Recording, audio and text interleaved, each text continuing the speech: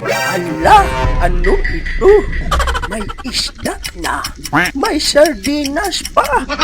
Kumakain ka din ba nito ako? Vicente Pilaris from Negros Occidental. Masarap ang miga, lalo na pag bagyo. Ito, may nagtatagong isda. Patay kang ayan. Tinamaan na naman. At sa muli nating pagsisid ay minaalingagan ang malabo kong mata. Ay, pang-ihaw. Kaya naman patay kang ayan. Tinamaan na naman ang isdang pang-ihaw.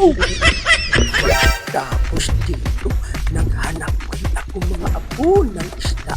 At ang aking nakita, pang-ihaw na naman. Naku, dahan-dahan lang tayo. Baka tumakbo, patay kang ayan. Itik na. Tinamaan na naman. Mukhang swerte yata ang gabing ito mga apo dahil may naaaningagan na naman ang malabo kong mata. Ala, anong isda ito? Sa nguso pa lang, ulam na. Kaya naman huli ka. Ayan, hindi na natin sinusok pa dahil ang isdang ito ay napakaamo. Kaya napakalaki na niya, mga 1 kilo. Tapos dito ay akin na namang nasisiran ang mga isdang mahahaba ang uso. At naroon pa, may isa pa.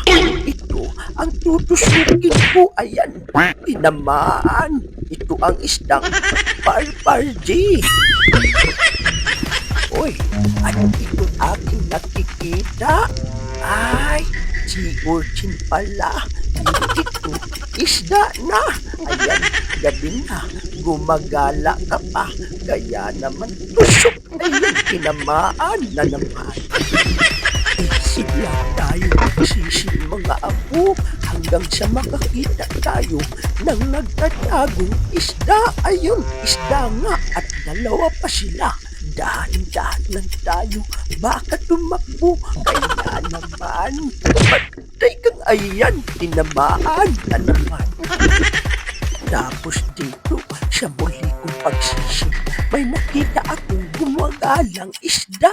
Rabbit fish ang tawag nito sa English. Patay kang ayan, naku, nakawala pa. At ito pa, mayroon pang isa. Ayan, hindi na to makakawala. Ayan, tinamaan na naman. Naku din anak ko, nakawala na naman.